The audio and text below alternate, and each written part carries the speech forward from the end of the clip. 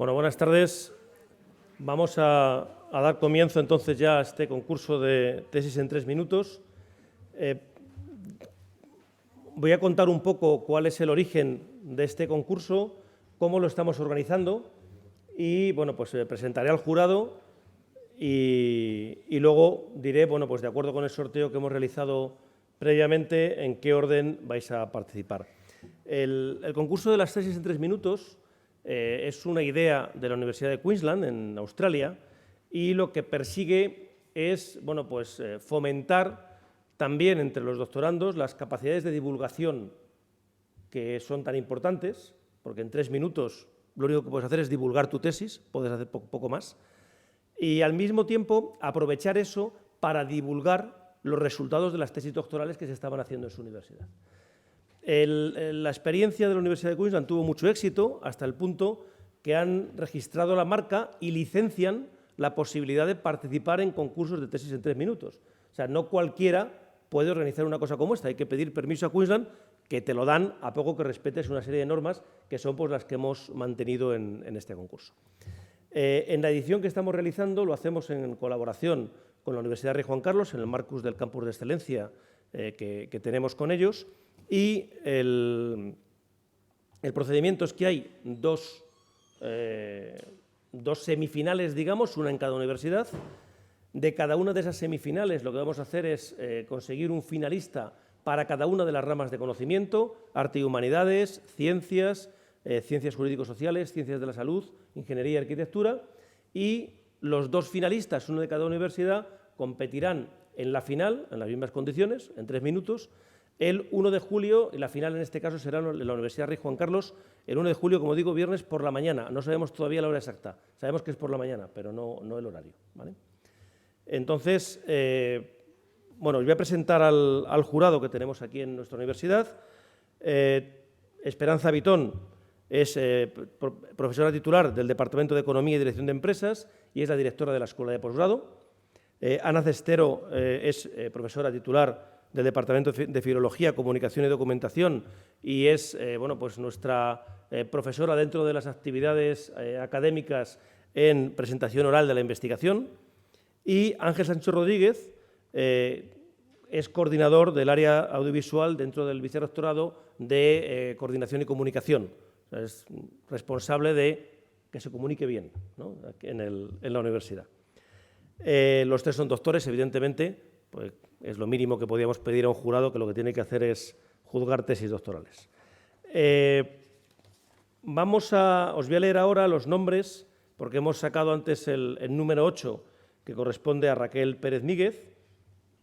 A continuación irá Romy Ángela Vázquez Villanueva, Judith Cano Ruiz, Malena Melogno Clincas, Cintia Guardia Martín, Laura Cornejo Bueno, Germán Sánchez Díaz, Ana Ramiro Nieto, Laura Murias Bermejo. ¿Murias? ¿Es Murias? ¿Lo he dicho bien? Gracias. Raquel Casado Fernández, Carlos Merino Campos, Félix Zapata Arráez y, por último, Pablo Font, que es quien nos ha pedido ir en último lugar. Entonces, pues sin más, todos creo que sabéis cómo sacar vuestra presentación. Pues sin más, pues Raquel Pérez Míguez. Yo iré sacando en todo caso, o sea, iré nombrando a cada uno.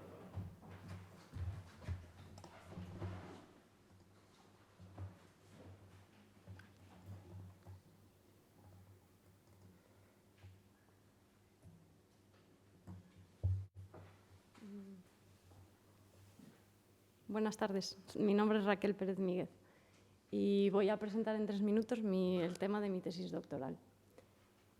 No sé si puedo empezar ya. Sí. Ah, sí, vale. Bien, pues ¿se han preguntado alguna vez si los alimentos que consumen son de calidad, si su salud puede verse afectada por su alimentación o si la composición de estos alimentos es realmente la que creemos que es? Pues bien, a lo largo de la historia, en la sociedad ha aumentado mucho la preocupación por si los alimentos que consumimos son de calidad, ya sea por la adquisición del conocimiento, como por las propias experiencias o la evolución de las ideologías. Esto ha impulsado tanto a los científicos como a las industrias alimentarias y a las agencias de regulación hacia el desarrollo de técnicas y de metodologías que sean capaces de asegurar al consumidor que los alimentos que ellos toman son de calidad, son seguros y tienen un elevado valor nutricional. Siguiendo esta línea, en esta tesis doctoral nos planteamos varios objetivos. En primer lugar, vamos a desarrollar técnicas analíticas que sean capaces de llevar a cabo la caracterización exhaustiva de alimentos de alto impacto económico y de alto consumo, como pueden ser el café, el vino o la cerveza, con el fin de aportar información relevante sobre la calidad de estos alimentos. Además, así también podríamos saber qué efectos pueden sufrir estos alimentos durante tratamientos de procesado, tratamientos como la fermentación, procesos térmicos. Por otra parte, podríamos saber si estos alimentos han sido adulterados o también diferenciar a los alimentos según sus variedades y según el origen geográfico que presenten.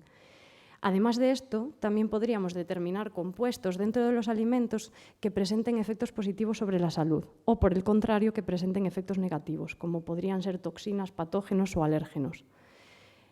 El segundo punto importante, el segundo objetivo general de esta tesis doctoral es encontrar vías para la revalorización de residuos y subproductos de la industria alimentaria, evaluando su actividad biológica y los posibles efectos que presenten sobre la salud.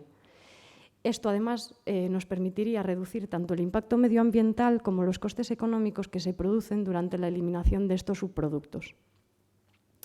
El análisis de alimentos hoy en día es un reto, tanto social como científico, y creemos que en esta tesis doctoral aportamos un conjunto de herramientas que permitirían asegurar tanto la calidad como la seguridad y el valor nutricional de los alimentos que todos consumimos, porque todos somos consumidores y todos nos preocupan las mismas cosas.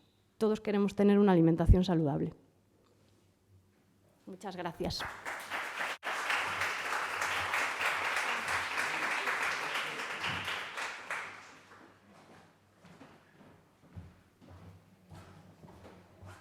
Muchas gracias. He cometido un error antes y es no decir el título de la tesis, así que lo voy a decir ahora y ahora ya presentaré, como es debido a la siguiente participante.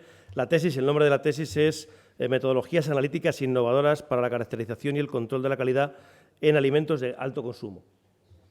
Y es del programa de doctorado de Química Fina, para que tengamos todos los datos. A continuación, vamos a cerrar ya este. Tenemos a Romy Ángela Vázquez Villanueva, también del programa de doctorado de Química Fina, y el título de la tesis es Valorización integral de residuos generados en el procesamiento de frutas de hueso, desarrollo de metodologías analíticas sostenibles para la extracción de sustancias bioactivas.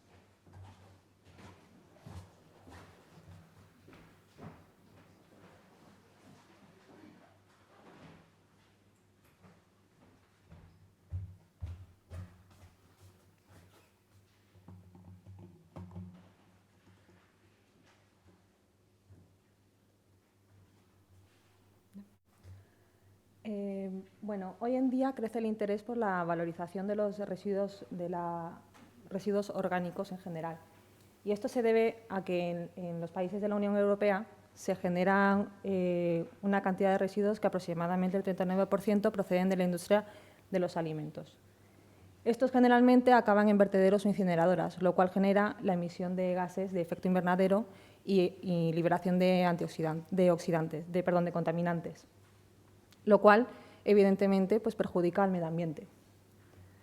Aunque se están reutilizando ese tipo de residuos para la elaboración de pienso para animales, así como para la biomasa, se ha visto que estos pueden contener sustancias de alto valor añadido.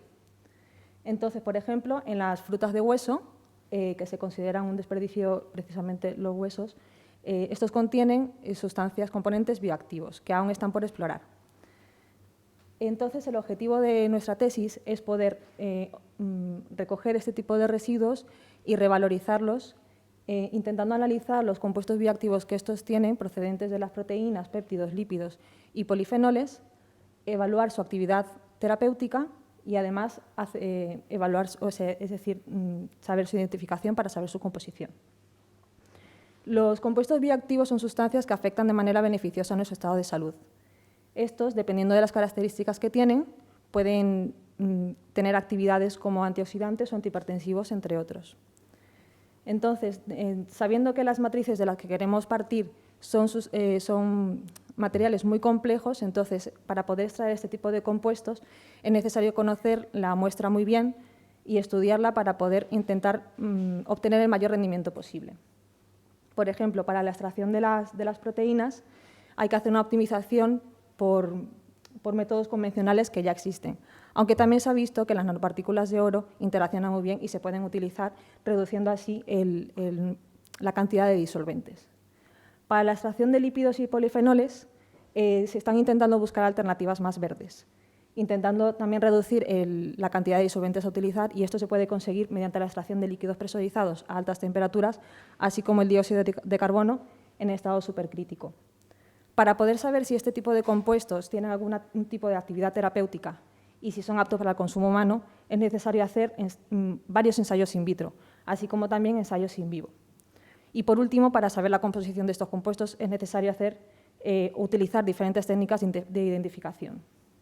Por todo ello, es alentador saber que este tipo de residuos se pueden reutilizar y tener una segunda vida como compuestos bioactivos, que además podrían beneficiar a nuestro estado de salud. Muchas gracias.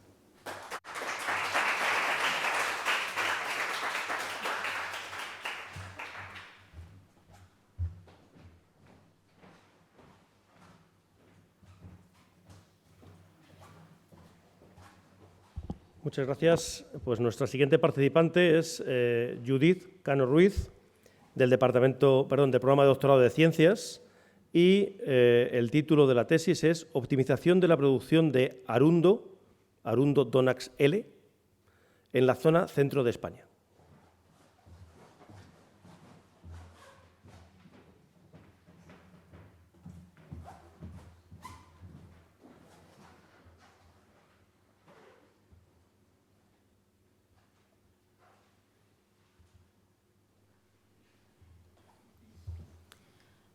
En la actualidad nos enfrentamos a dos grandes problemas. Por un lado, los combustibles fósiles se agotan y por otro, cada vez son más las tierras que se ven abandonadas por su escasa productividad agrícola. ¿Cómo podemos solucionar esto? Nosotros planteamos los cultivos energéticos como la mejor solución a estos dos problemas, ya que podemos utilizarlos como fuente de biomasa en sustitución del carbón, por ejemplo, en centrales térmicas, y también pueden ser la base de nuevos productos como son el biodiesel o el bioetanol. Y es por esto por lo que estamos desarrollando esta tesis doctoral. Hemos escogido Arundo Donax, la caña común, que podéis ver aquí en la imagen, por ser una planta de rápido crecimiento. En tan solo un año es capaz de crecer hasta 4 metros de altitud, produciendo decenas de toneladas por hectárea. ¿Y qué es lo que queremos hacer con esta planta? Pues simplemente aumentar su productividad, de manera que nos produzca más biomasa y así más energía. ¿Cómo lo vamos a hacer? Mediante el desarrollo de 3 experimentos. En el primero de ellos vamos a utilizar un residuo, como nos decía la compañera anterior. Lo que hemos utilizado son lodos de depuradora, que tenemos una gran cantidad y se están acumulando.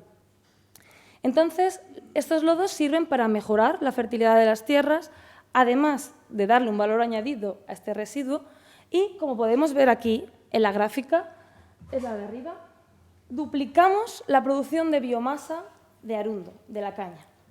El segundo experimento tratamos de optimizar la cantidad de fertilizantes inorgánicos que utilizamos para este cultivo. ¿Qué es lo que queremos hacer? Vemos el segundo gráfico, sin fertilizantes. La gráfica de medio con fertilizantes vemos que aumenta la producción. Pero, sin embargo, si seguimos añadiendo fertilizantes, la planta no es capaz de absorberlo. El encontrar este punto óptimo de fertilizantes le va a ahorrar muchísimo dinero al agricultor, además de evitar las posibles contaminaciones en las aguas subterráneas. Y el tercer experimento que estamos haciendo, ahora mismo no tenemos muchos datos, estamos en fase preliminar, pretendemos utilizar esta planta en suelos contaminados con metales pesados, estudiando su tolerancia. En resumen, utilizamos lodos de depuradora para mejorar la producción de estas zonas improductivas que se van abandonando, optimizamos la dosis de fertilizantes inorgánicos para el cultivo de caña y posibilitamos su uso en zonas de suelos contaminados.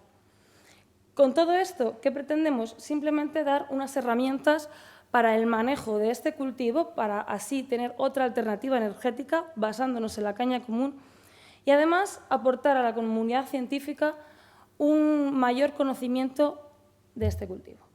Muchas gracias.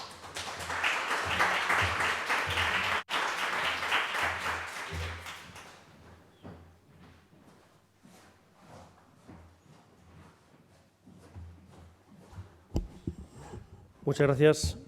A continuación, sube Malena Melogno Klincas, del programa de doctorado en Ciencias de la Salud, con la tesis Adaptación transcultural y validación del Kinesthetic and Visual Imagery Questionnaire.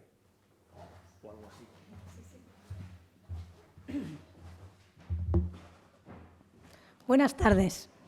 Estoy realizando el doctorado en Ciencias de la Salud. Ay, perdón, me he olvidado de poner... ¿Paro? ¿O cómo?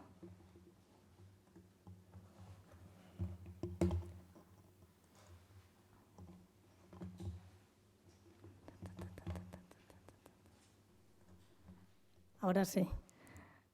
Buenas tardes. Estoy realizando el doctorado en Ciencias de la Salud y mi tesis consiste en validar un cuestionario de imaginación motora. ¿Qué es validar un cuestionario? Es analizar sus propiedades estadísticas, averiguar si realmente mide lo que queremos medir y comprobar que puede ser utilizado en un contexto concreto. En este caso, sujetos hispanohablantes que padecen un ictus, enfermedad cerebral de origen vascular. El ictus deja como secuela medio cuerpo paralizado o débil, posturas anómalas y escaso control del movimiento. ¿Y qué es la imaginación motora?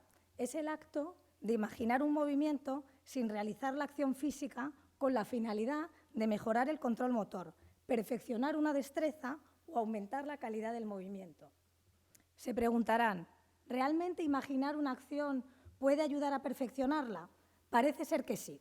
Ramón y Cajal ya lo intuía y estudios a finales de los 90 corroboraron que la imaginación motora y el movimiento real activan los mismos circuitos neuronales.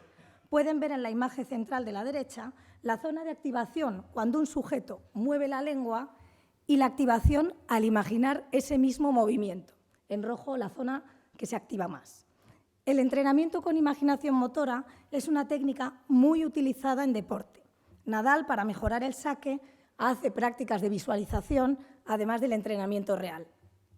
Este cuestionario de imaginación motora pretende discriminar los buenos imaginadores de los que no son tan buenos, porque la imaginación motora es una habilidad que depende de muchos factores y difiere de unos individuos a otros.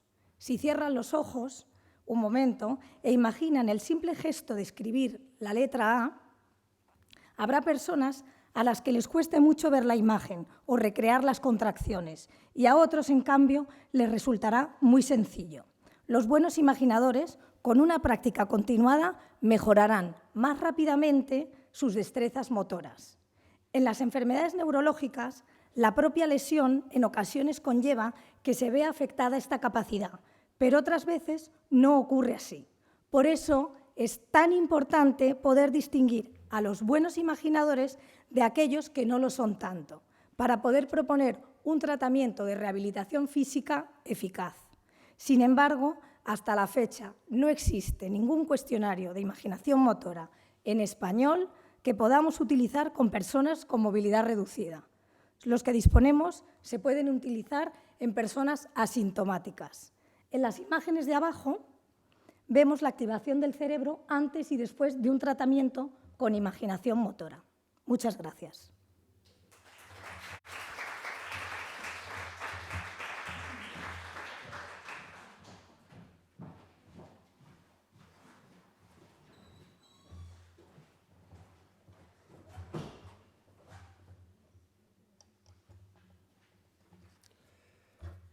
Muy bien, pues a continuación sube Cintia Guardia Martín, del programa de doctorado en Arquitectura, y el título de su tesis es Rehabilitación térmica de edificación residencial con materiales de cambio de fase.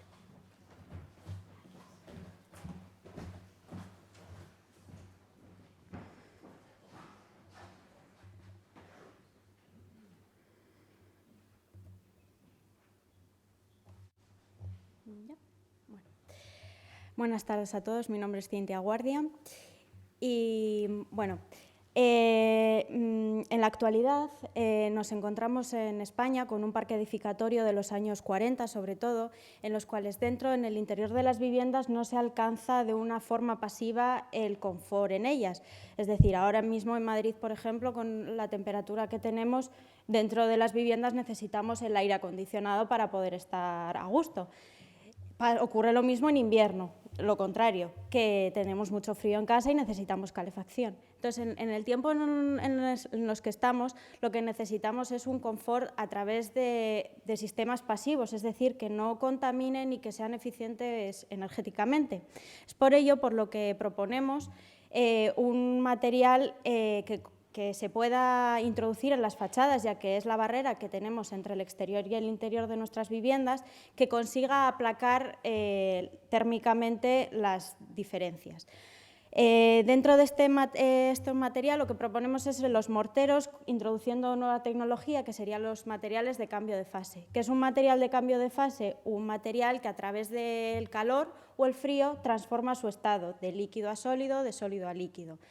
Entonces, cuando el material recibe calor, este cambia de estado sólido a líquido y en este cambio de fase lo que consigue es absorber energía. Entonces, nosotros nos aprovechamos de esta absorción.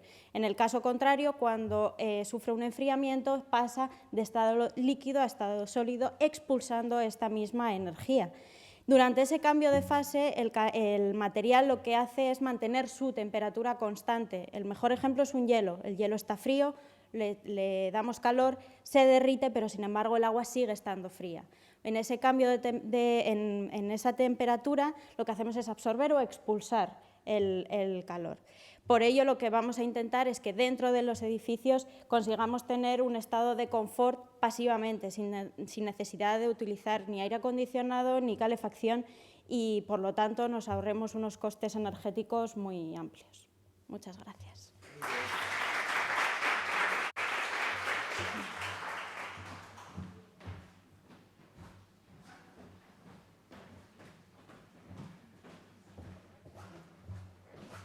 Muchas gracias, Cintia.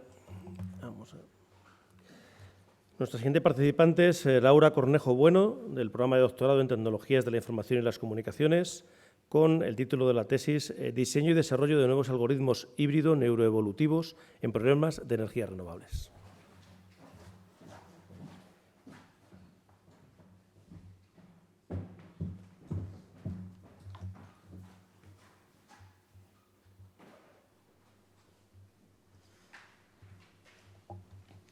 Buenas tardes.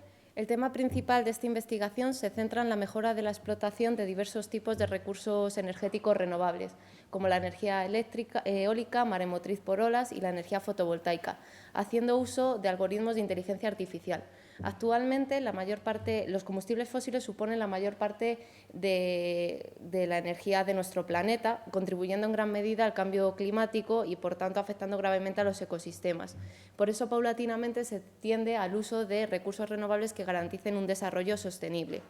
De hecho, se prevé en 50 años una penetración de estos recursos por encima del 50%. Evidentemente, no va a ser igual en todos los países del planeta, y no me refiero únicamente a los países subdesarrollados. El ejemplo más claro es China. La mayor parte de la energía la obtienen del carbón y es uno de los más contaminantes del planeta, y es muy difícil que la penetración de estos recursos en este país se produzca de la misma forma que en España. En cualquier caso, el mayor problema de estos recursos es que no son fácilmente controlables por presentar una variabilidad natural inherente al recurso. Esto quiere decir que si no realizamos una predicción sobre estos tipos de energías, va a ser muy difícil saber de cuánta energía dispondré en un momento determinado, a diferencia de lo que pueda pasar con la energía nuclear, que apretando un botón conoces el suministro que puedes aportar a la sociedad. En el caso de la energía eólica, si yo no sé el comportamiento del viento, no puedo saber de cuánta energía dispondré del recurso. Igualmente con la energía fotovoltaica, como depende en gran medida de la atmósfera, de las partículas existentes en ella, pero sobre todo por la presencia de nubes, si soy capaz de predecir la radiación solar, podré hacer un aprovechamiento energético óptimo. Y lo mismo con la energía maremotriz por olas. En este caso dependen de la altura de la ola, del periodo, pero son parámetros que, si puedo predecir, me proporcionarán la facilidad de saber de cuánta energía dispongo en un momento dado. Lo que proponemos precisamente es eso, realizar predicciones sobre los parámetros más importantes de los que dependen estos tipos de energía, haciendo uso de mecanismos de predicción que proporciona la inteligencia artificial, con el fin de prever la ocurrencia de algún evento que está provocado por esta variabilidad climática que comentábamos antes. Se trata de técnicas novedosas que de alguna forma simulan el aprendizaje humano y proporcionan resultados como los que podéis ver en la pantalla. En este caso, tengo datos de olas, de altura de olas dados por una boya oceanográfica. Querría saber qué datos me habría proporcionado la boya en caso de que se hubiera estropeado. En azul tenemos los datos reales y en rojo la predicción realizada por mi sistema. Como podéis observar, existe una gran similitud. La gran ventaja de estos algoritmos es su gran generalidad y la capacidad de aplicación a diversos problemas, dándonos la oportunidad de realizar un aprovechamiento óptimo de la energía, un bien necesario para la sociedad, pero que podemos mantener con la migración hacia estos tipos de recursos sin necesidad de dañar nuestro planeta. Muchas gracias.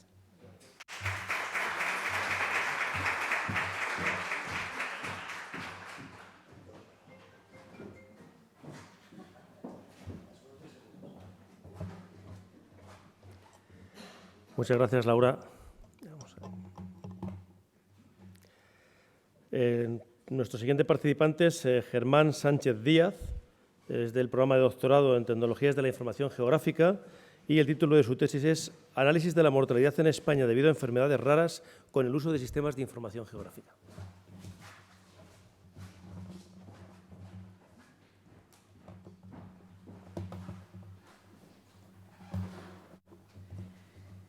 Buenas tardes a todos. ¿Sabíais que en España existen más de 7.000 enfermedades raras y que todas sumadas en conjunto afectan a más de 3 millones de pacientes? Aunque parezca sorprendente, estas enfermedades provocan la muerte cada año de más de 5.000 personas. Personas que se enfrentan a sus síntomas y con esa etiqueta de raras. El sistema de salud español, como es lógico, centra sus esfuerzos en enfermedades comunes, pero dejan a las enfermedades raras en una situación vulnerable. Y en este punto, en la lucha por la visibilidad, por hacer que tu enfermedad sea conocida, es donde mi tesis quiere aportar su granito de arena. Para ello, pensamos que utilizando los datos del registro de mortalidad podríamos acceder a conocer dónde se localizan y cómo conocer sus causas. El problema es que los datos de mortalidad son muy accesibles para causas comunes de fallecimientos, por ejemplo, accidentes de tráfico. Pero en el caso de enfermedades raras no es tan preciso, por lo que tener un registro fiable sería de gran utilidad de cara a futuras investigaciones. ¿Qué podemos hacer para conseguir este objetivo? Como geógrafo, estoy trabajando en un atlas interactivo y en formato papel, y junto con mis compañeros de trabajo estamos extrayendo de las bases de datos de mortalidad de toda España aquellas solo que pertenecen a enfermedades raras. Con este atlas que estamos en proceso de creación, que tendrá acceso al público y será gratuito, se podrán consultar todos los datos que hemos analizado en los últimos 30 años. Estos datos contendrán la evolución de tasas de mortalidad, de si aumentan, de si disminuyen, de si se localizan en determinadas comarcas o municipios o provincias. Con lo que tratamos con esto es que se puedan establecer hipótesis y que podamos también determinar conclusiones que puedan ser de utilidad para científicos, para personal sanitario o para autoridades que puedan así establecer políticas sanitarias para mejorar la calidad de vida de estos pacientes. Además de esto, también estamos intentando desgranar un poco cuál es la causa de estas enfermedades raras. Por desgracia, casi todas de ellas tienen un origen genético, pero también se sabe que hay algunas de ellas que podrían tener un origen ambiental. Por ejemplo, las enfermedades autoinmunes o anomalías congénitas. Algunas de ellas existe la sospecha de que podrían tener relación con algún factor geográfico. Con este factor geográfico me estoy refiriendo, por ejemplo, a la proximidad a un emplazamiento industrial, a aguas contaminadas o a una incineradora. Lo que vamos a hacer en un futuro va a ser cruzar estas variables geográficas y ambientales junto con las tasas de mortalidad en esos sitios para intentar determinar un poco mejor sus causas. En definitiva, con el desarrollo de esta tesis, lo que estoy pretendiendo es desgranar un poco este puzzle de las enfermedades raras todavía que queda mucho por descubrir y que en definitiva sirva para mejorar la calidad de vida de los afectados. Gracias.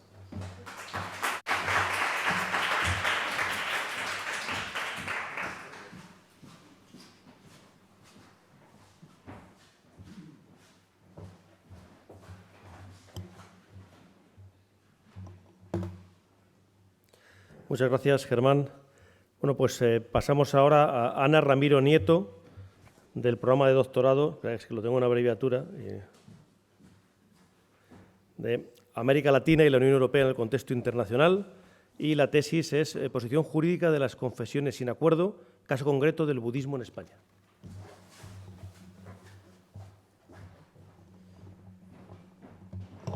Muy bien. Buenas tardes.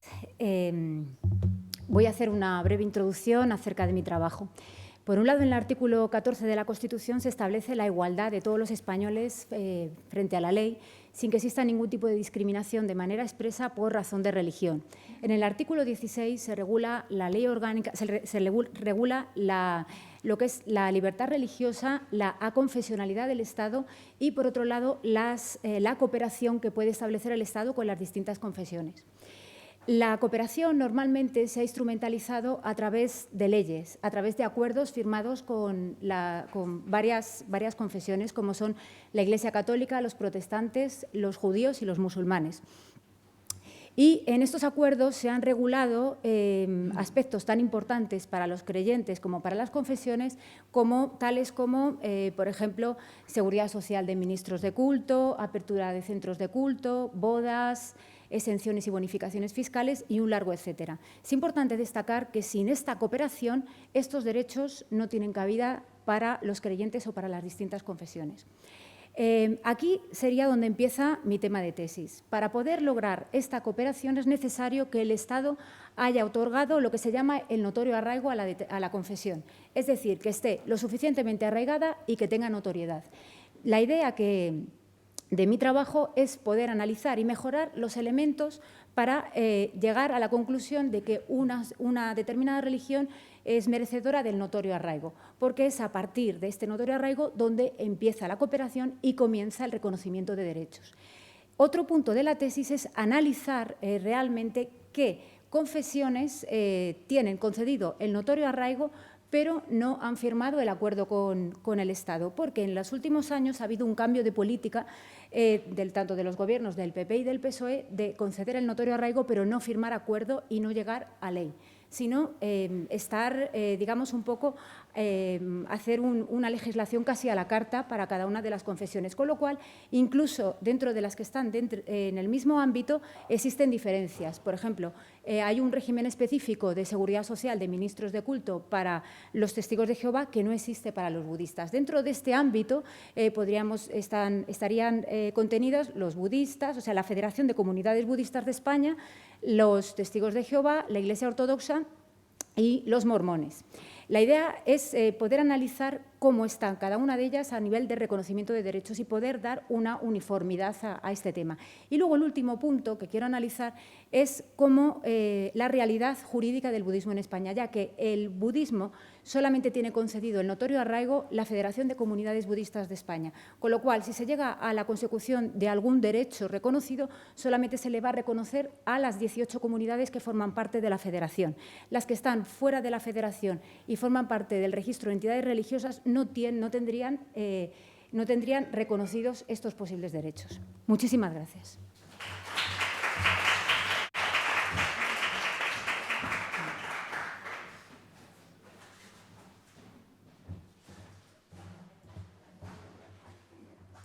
Muchas gracias, Ana. A continuación, toca el turno a Laura Murias Bermejo, del programa de doctorado de Estudios Lingüísticos, Literarios y Teatrales, con la tesis El legado escenográfico en la era Diaghilev en el sombrero de tres picos, del lenguaje escénico al lenguaje coreográfico.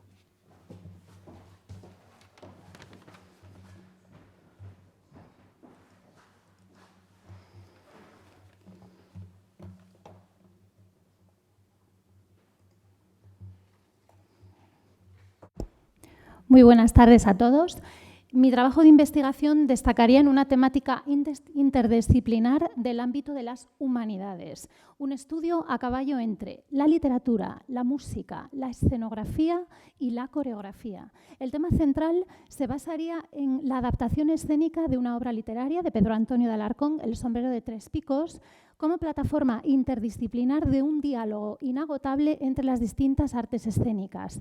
A partir de este encuentro artístico de la literatura alarconiana, la música de Manuel de Falla, la escenografía y el vestuario de Pablo Picasso y la coreografía hispano-rusa de Massin, se materializaría sobre las tablas del teatro la utópica teoría wagneriana del arte total, muy fecunda para la ópera, pero de resultados todavía inciertos y no delimitados científicamente para la danza. Entre los objetivos fundamentales de mi tesis doctoral, la primera sería la de fundamentar desde el análisis literario de la obra de Alarcón, en primer lugar, los rasgos folclóricos ya inmanentes e inherentes al texto literario y los potenciales rasgos escenográficos que los propios ballets rusos de Sergei Diaghilev trajeron a las tablas. Valorar también el fenómeno de Diaghilev como ese prisma desde el que confluyen todas las manifestaciones artísticas en un nuevo producto escénico, una nueva técnica de danza, la danza estilizada clásico-española. Y, en último lugar, definir científicamente ese código coreográfico que todavía no tiene una materialización gramatical específica, a diferencia de la danza clásica. En cuanto a los problemas identificados, el fundamental ha sido la dispersión de las fuentes documentales, también la dificultad de encontrar trabajos de investigación doctoral específicos y, sobre todo, la ardua tarea de arqueología interdisciplinar en el estudio ensamblado de literatura, escenografía, música y, sobre todo, coreografía. Esto supondría, desde luego, un complejo trabajo de filología escénica para reconstruir el eslabón de un código coreográfico y entregarlo como una disciplina fundamentada desde el punto de vista gramatical a la comunidad académica y científica. Para solventar este problema estoy desarrollando dos estrategias de investigación básicas. La primera, el análisis crítico, contrastivo y complementario entre fuentes muy heterogéneas. En primer lugar, literarias, etnomusicales, tratados y glosarios de danza, catálogos de exposiciones, etc. Y a partir de este análisis previo, analizar dos representaciones escénicas que han sido muy fieles a la representación coreográfica original, la de Antonio el bailarín de 1958 y, por otro lado, la utilizada para la inauguración del Teatro Real de Madrid de 1997 por la compañía de Antonio Márquez.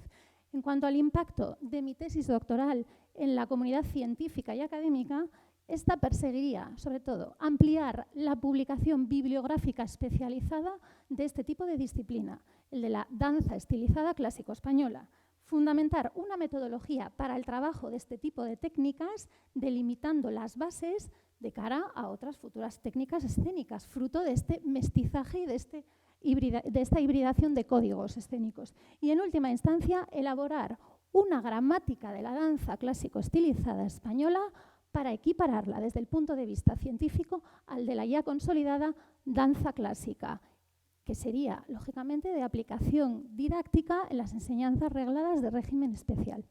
Nada más. Muchísimas gracias.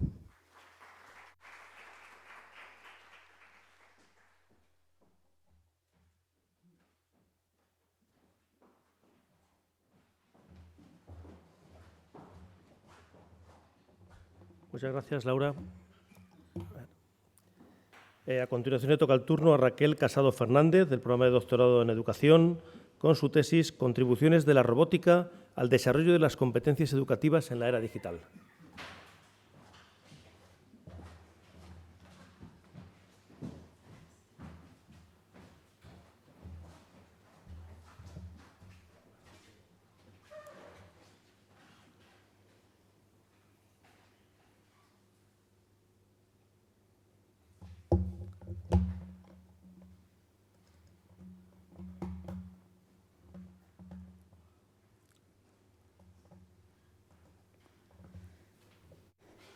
Hola. Bueno, lo primero, soy Raquel Casado. Me gustaría primero empezar hablando de los problemas que desde el área de educación nos empiezan a preocupar. Apoyados en la idea de Amis y Sumara, empezamos ya a trabajar en la búsqueda de nuevos espacios, actividades o materiales que supongan un reto para los alumnos. Un reto para que aprendan a observar, que aprendan a comparar, que aprendan a elaborar hipótesis y a criticar tanto sus ideas como las ideas ajenas. Somos conscientes que siguiendo el modelo educativo actual es complejo, ya que el modelo actual sigue un sistema de lotes que podría ser apropiado a lo mejor en la era industrial, pero en la era digital consideramos que podría estar obsoleto. Actualmente las actividades que se desarrollan, en su mayoría, son actividades que requieren aprendizaje de orden superior y el modelo actual quizá no lo permita. Lo primero que tenemos que ser conscientes los docentes es el necesario cambio de énfasis de nuestras enseñanzas.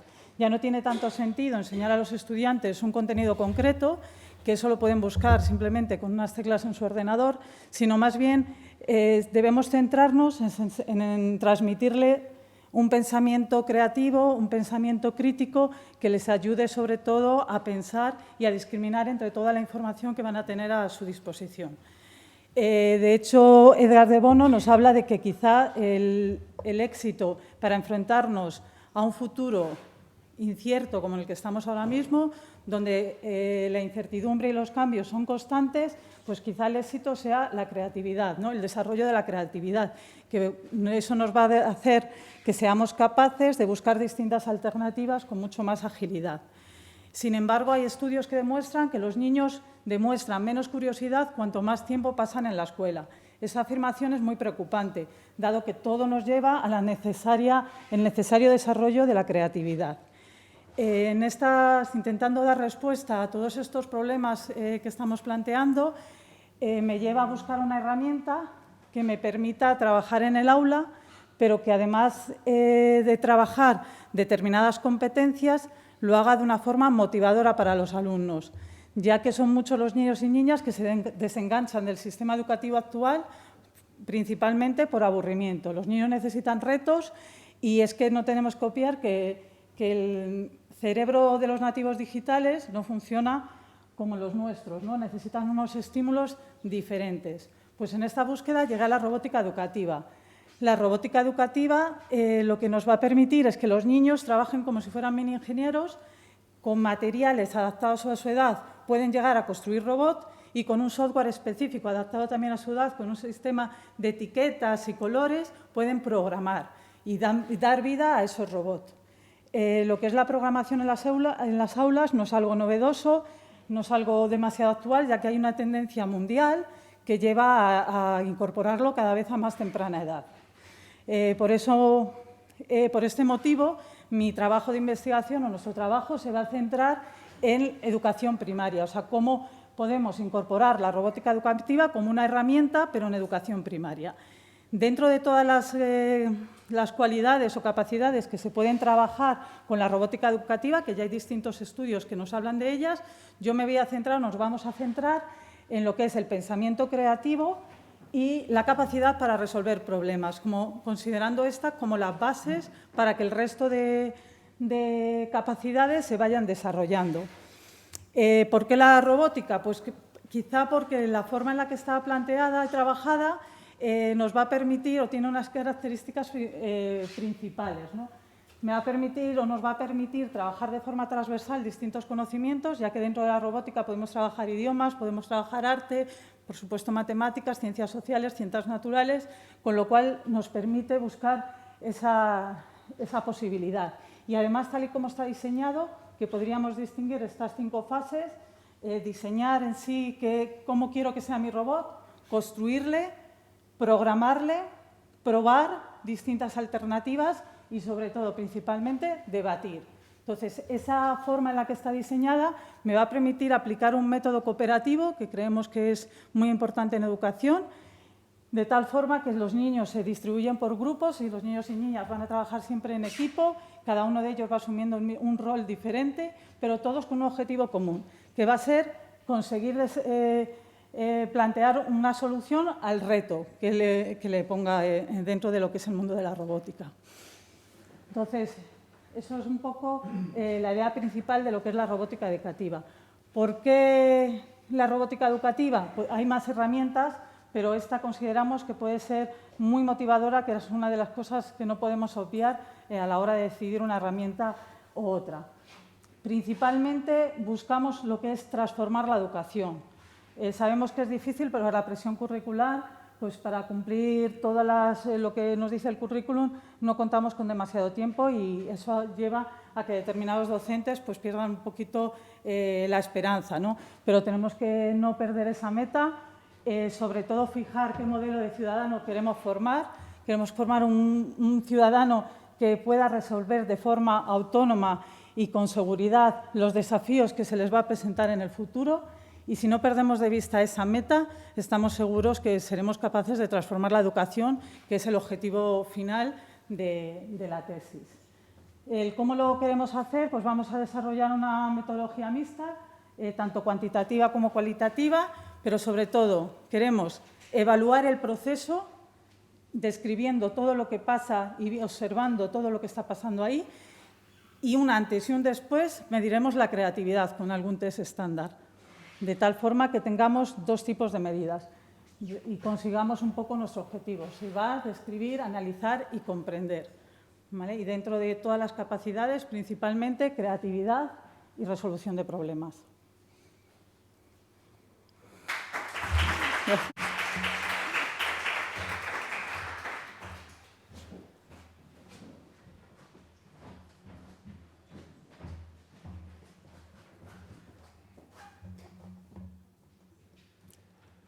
Muchas gracias, Raquel. A continuación, Carlos Merino Campos, también del programa de doctorado en Educación, con su tesis Desarrollo de competencias digitales a través de videojuegos en educación física. Y creo que nada más. Termina ahí, ¿verdad? Que se mezcla con la siguiente línea y ya no sabía si continuar.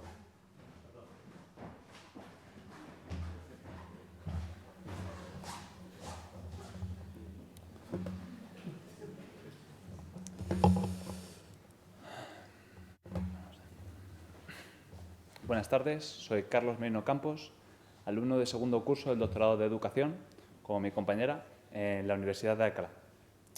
Mi director y tutor de la tesis es Héctor del Castillo, el doctor Héctor del Castillo, y mi tesis se titula Desarrollo de competencias digitales a través de videojuegos en educación física. Punto.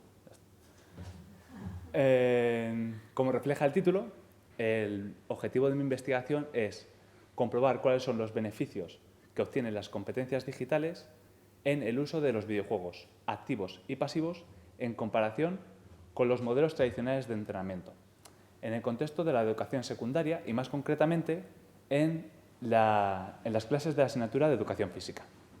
Como explicación hay que decir que los videojuegos activos son videojuegos que conllevan movimiento por parte de los jugadores a la hora de su realización, como puede ser, por ejemplo, la Xbox Kinect o Wii Fit. Lo primero que se llevó a cabo fue una revisión bibliográfica del estado de la cuestión, de la cual se desprende que las competencias digitales son aspectos cognitivos que mayor beneficio obtienen en el uso de los videojuegos, en las intervenciones que se utilizaban videojuegos. Estos aspectos cognitivos, por ejemplo, son la multitarea, que consiste en realizar diferentes actividades a la vez, con diferentes objetivos, pero en un mismo proceso. Una vez identificados estos aspectos cognitivos, se diseñó y se llevó a cabo una intervención didáctica en un centro de aquí, de Alcalá de Henares, con alumnos de tercero de la ESO, donde la herramienta fundamental de aprendizaje fue un videojuego pasivo de baloncesto. El curso que viene se realizará una intervención didáctica muy parecida a la de este año, pero la diferencia es que en este caso se utilizará un videojuego activo. En ambos casos se realizarán pruebas estandarizadas antes y después de las intervenciones didácticas con el objetivo de evaluar a los alumnos.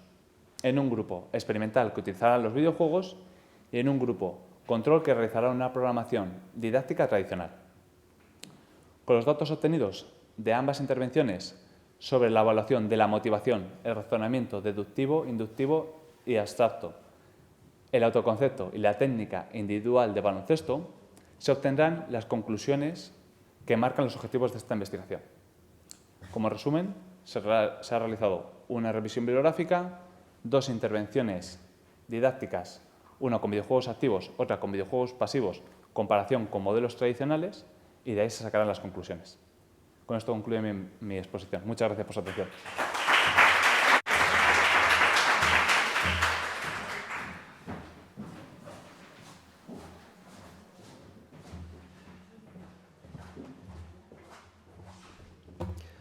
Muchas gracias, Carlos. Nuestro siguiente participante es Félix Zapata Arráez, del programa de doctorado en Química Fina, con su tesis Avances en espectroscopía vibracional para identificar residuos de explosivo y manchas de fluidos biológicos.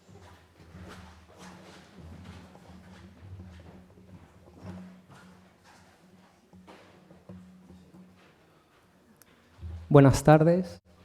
Como se puede ver en el título de la presentación, mi tesis aborda desde una perspectiva química por espectroscopía vibracional dos retos actuales en las ciencias forenses, que son la identificación de residuos de explosivos comúnmente utilizados por terroristas en la fabricación de artefactos explosivos y la identificación de manchas de fluidos biológicos habitualmente presentes en delitos de agresión sexual.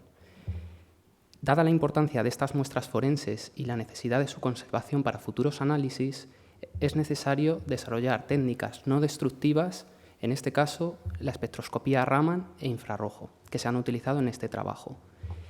El problema en la identificación de residuos de explosivos se basa en que el explosivo de partida se consume casi por completo durante la explosión, al transformarse, como se puede ver en la imagen, en productos gaseosos, quedando escasos restos del explosivo original. Por ello, en esta tesis se persigue desarrollar nuevas metodologías para la identificación de estos residuos mediante espectroscopía Raman. Los resultados han demostrado que la microscopía Raman tiene un gran potencial para identificar partículas postexplosión de ciertos explosivos, tales como la dinamita, la pólvora negra o la cloratita, muy utilizados por los terroristas para cometer atentados. En relación a la identificación de manchas de fluidos biológicos, la problemática reside en localizar y determinar de forma fiable y no destructiva los fluidos biológicos presentes en una mancha, comúnmente mezclas, con el fin de mejorar la identificación genética del agresor. En esta tesis se investiga la discriminación de manchas de fluidos biológicos mediante diferentes sistemas de espectroscopía infrarroja, incluida la imagen hiperespectral. Los resultados han demostrado la capacidad que tiene el infrarrojo para discriminar estos fluidos, con el fin de permitir su identificación e incluso la visualización química de los fluidos en las mezclas, como se puede ver en la imagen de la derecha. Esto nos permite identificar de forma no destructiva cómo se distribuyen los fluidos en una mancha, incluido el semen, lo que nos permite realizar la identificación genética del agresor extrayendo selectivamente el semen de la mancha. Ambos trabajos presentan avances significativos en la identificación, análisis y aportación de pruebas científicas en la resolución judicial de estos delitos, contribuyendo positivamente en la lucha contra el terrorismo y contra la violencia y agresiones sexuales, que son dos de los grandes males que sufre la sociedad.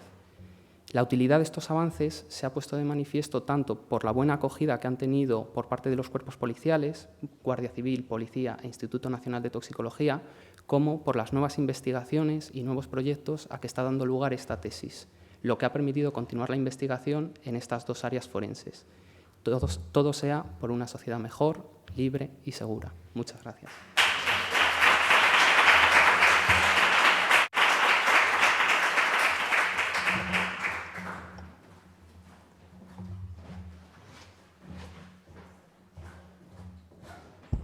Muchas gracias, Félix. Pues nos queda Pablo Font. Sí. En lo que sube Pablo Font desde el programa de doctorado de Ciencias y su tesis se titula El patrimonio geológico de alto valor estratigráfico del Mesozoico de la provincia de Segovia.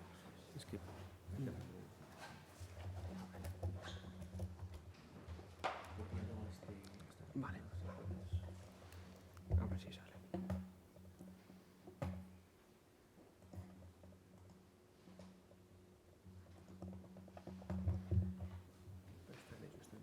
Sí.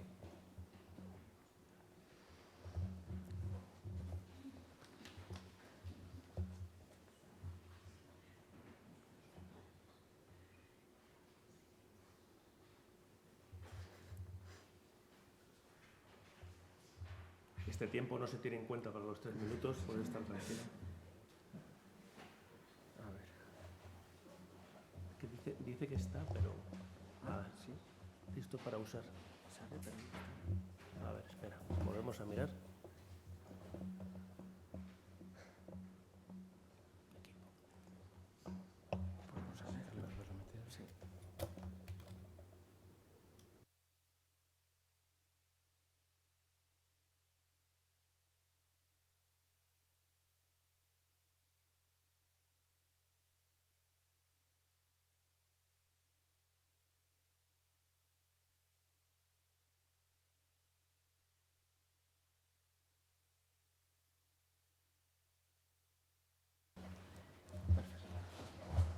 Bueno, lo primero os quería pedir perdón por haber llegado tarde, pero es que yo estoy haciendo tesis sin beca, que es una locura, y trabajo en Barajas y bueno, que no me han dejado salir antes. Entonces no se hace lo que se puede, vengo corriendo. Mi tesis, aquí he simplificado un poquito el nombre, que es el patrimonio geológico del Mesozoico de Segovia. Aquí tenemos varias palabras que a lo mejor, si no os dedicáis al mundo de la geología, jamás habéis oído. Por un lado tenemos el patrimonio geológico. Muchas veces oímos hablar de la biodiversidad, la importancia de los animales, de la flora, de la fauna. Pues ¿por qué no proteger también la geología? Es más, si desaparece un animal, Dios no lo quiera, bueno, pues a no ser que la especie se extinga, habrá otros. Si te cargas un afloramiento, eso no va a volver a existir. No todo lo que hay en geología es patrimonio. Esa es la primera premisa en la que yo parto de mi tesis. Entonces, lo que queremos hacer, para empezar, es filtrar. Hay muchísima información sobre geología de Segovia. Es una provincia de las más conocidas pues, por su cercanía a Madrid, por las facultades geológicas de la Complutense, que hacía sus salidas de campo allí. Y ha sido muy estudiada, pero claro, ahora hay que darle un valor. O sea, ya está, más o menos se conoce científicamente, siempre se puede hacer más, pero se conoce, y ahora es valorarlo. Y concretar qué es lo que de verdad tiene un valor importante y qué es pues, un sitio donde se ha cogido una muestra y no tiene más que eso. Luego, ¿el Mesozoico qué es? Pues bueno, todo el mundo hemos oído hablar al menos del Jurásico. Triásico, Jurásico y Cretácico. Esos tres periodos comprenden el Mesozoico. Entonces, yo lo que estoy estudiando es todos los elementos geológicos que consideramos que tienen un alto valor y que tienen esa edad. ¿Por qué? Porque yo trabajo aquí en Alcalá con el Grupo de Investigación Ibercreta, que se dedica al estudio del Cretácico de la Cordillera Ibérica.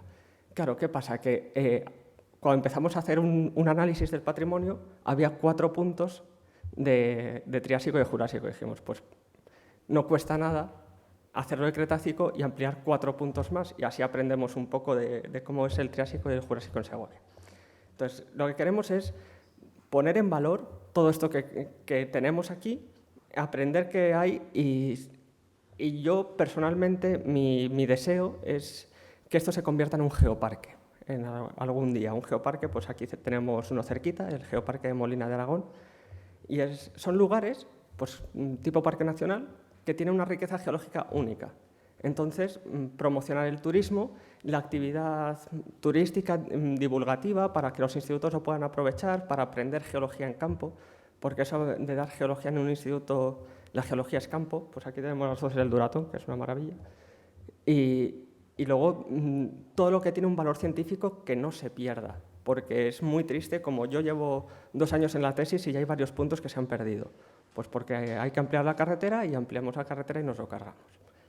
Y hasta aquí lo mío.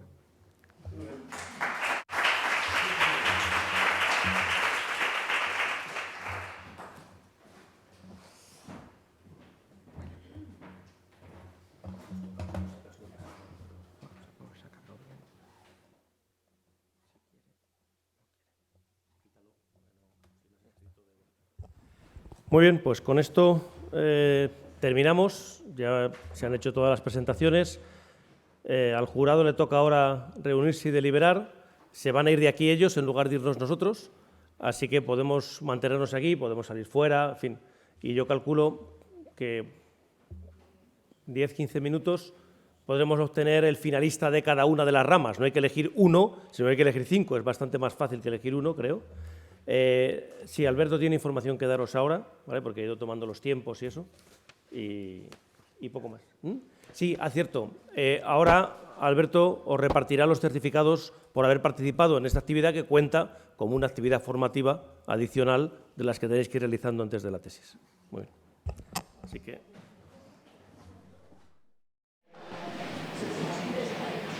Bueno, como nos han pedido, voy a comentar durante unos minutos algunas cuestiones generales para todos de presentaciones académicas orales y concretamente de este tipo de programas.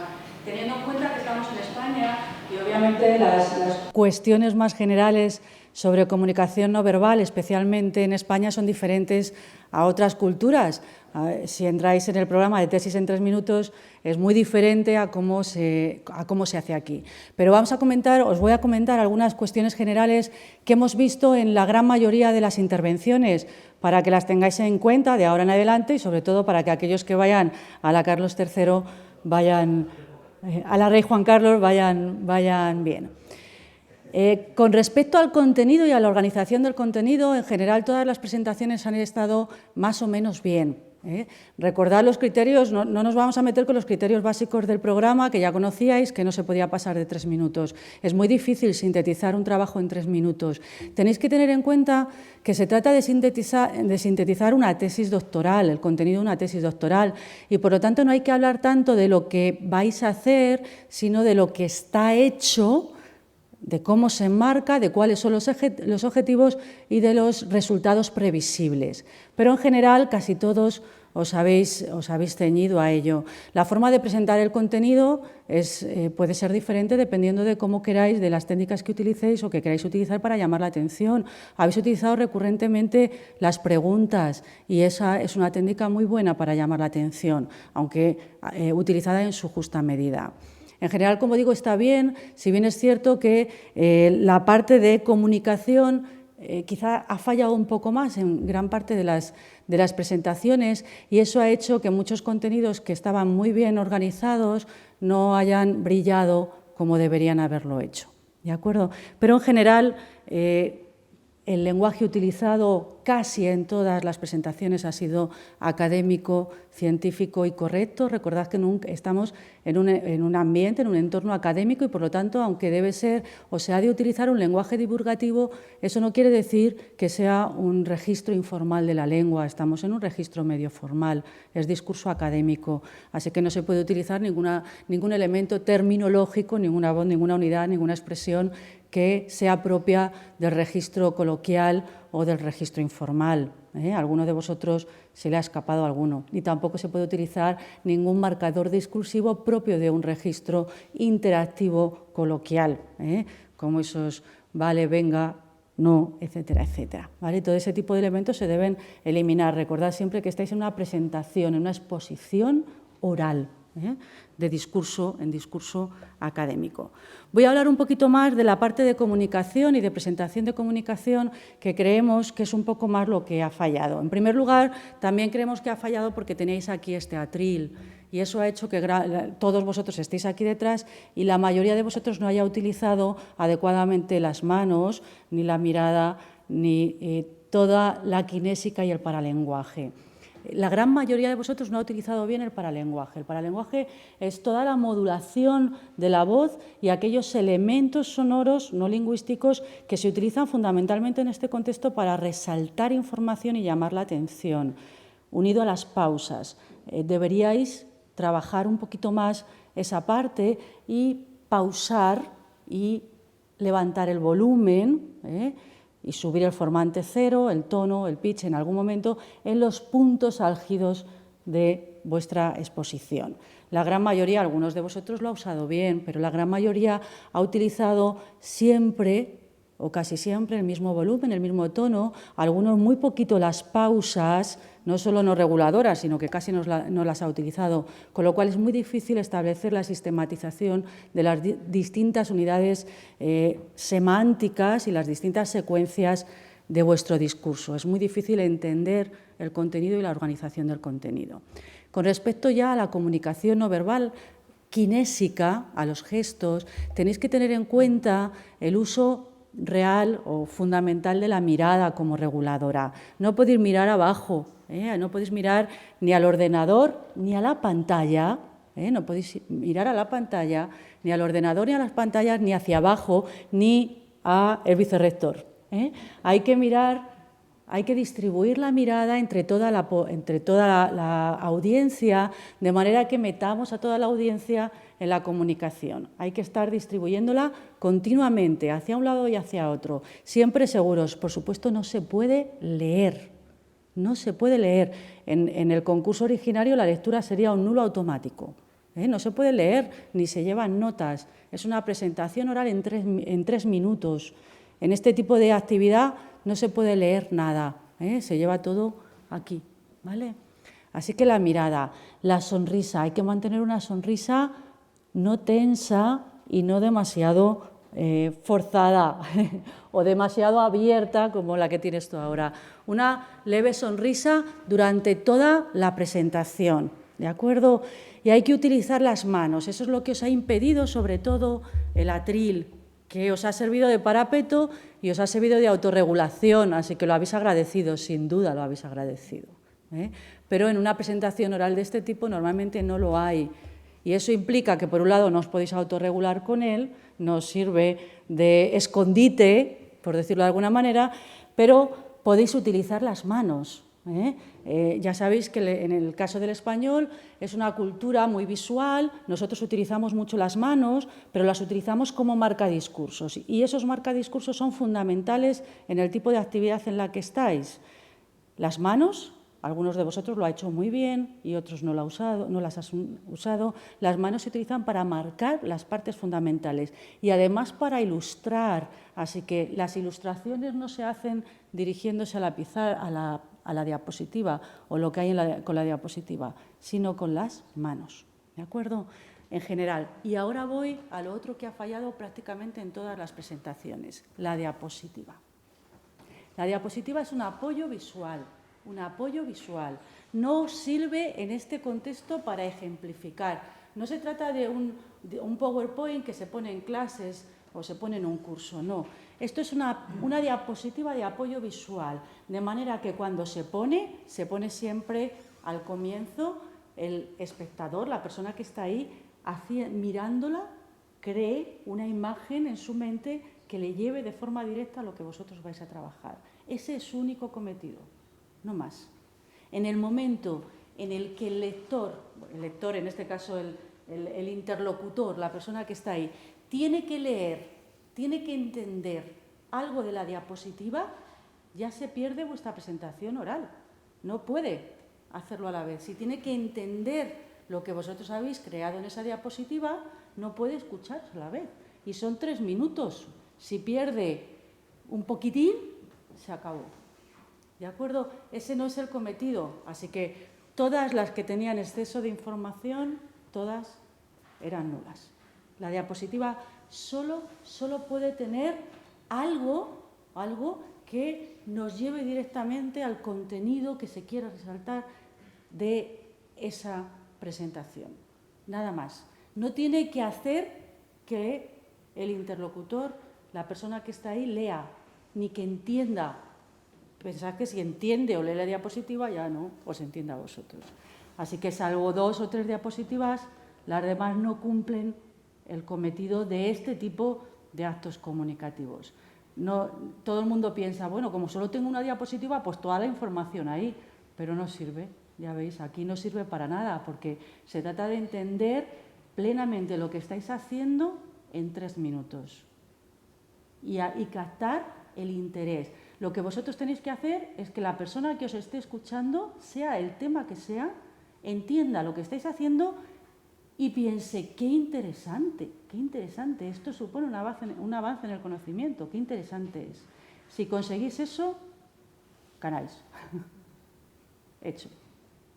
Si no conseguís eso, el acto comunicativo no resulta adecuado. ¿De acuerdo? No sé si tenéis alguna duda más o algo que queráis concretamente, algo que queráis preguntar, lo que queráis, cualquier duda. He tenido duda con el tema de, en mi caso, las gráficas. Eso No sirve, en este tipo no sirve. No, además, tu diapositiva era... No sirve. Si en 3 minutos tiene la persona que está ahí que interpretar todo lo que hay, toda la información que hay en tu diapositiva y escucharte a ti, es imposible.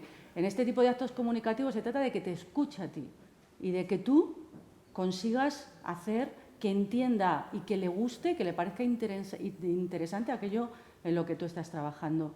Y la diapositiva lo que tiene que hacer es despertar algo en la persona que está ahí, llamar la atención, siempre por supuesto relacionada, pero llamar la atención de golpe, al empezar, porque luego la persona que está ahí o se queda fijo en la diapositiva y te oye y no interpreta nada, o sencillamente ya no le presta atención a la diapositiva. No tiene otro uso en este tipo de actividad, en este concurso concreto, ¿no? En otras actividades de exposición académico-científica sí, pero en este no.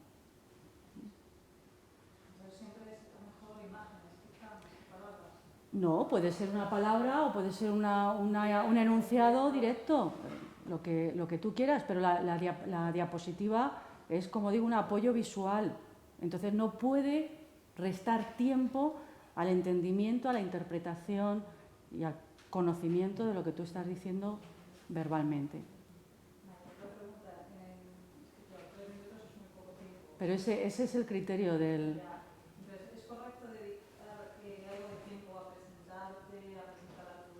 No, en esos 3 minutos normalmente no, pero prácticamente no se ha contado, cuando se han presentado no se ha contado casi dentro de los 3 minutos, o solo se dice el nombre o...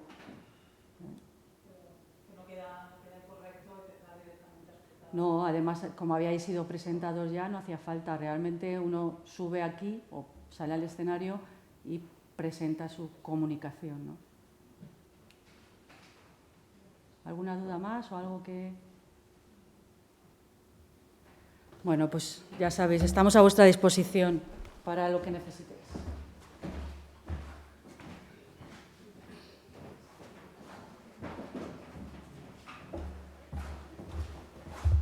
Muy bien, pues ha llegado el momento de leer los nombres, los voy a dar por ramas, ¿vale? En la rama de Artes y Humanidades, la finalista y que competirá en la final es Laura Murias Bermejo.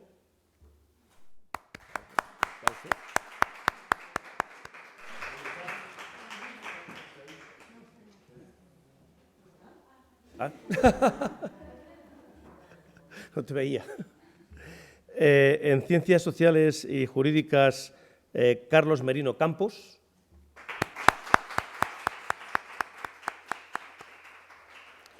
En Ciencias, Judith Cano Ruiz.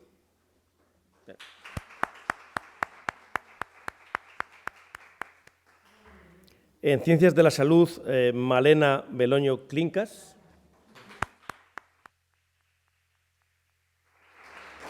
Y en Ingeniería y Arquitectura, que además el jurado quiere destacar que ha sido la mejor presentación, Laura Cornejo Bueno.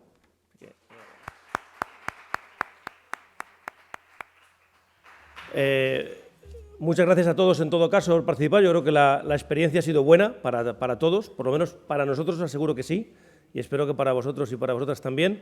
Los 5 finalistas nos gustaría que de aquí al día 1 pudierais trabajar o bien con el jurado, tendremos que ver cómo lo podemos hacer, algo para hacer una presentación pues mejor de la que se ha hecho y básicamente ver si ganamos los 5 premios. O sea que ese es el... Esto está siendo grabado, qué mal.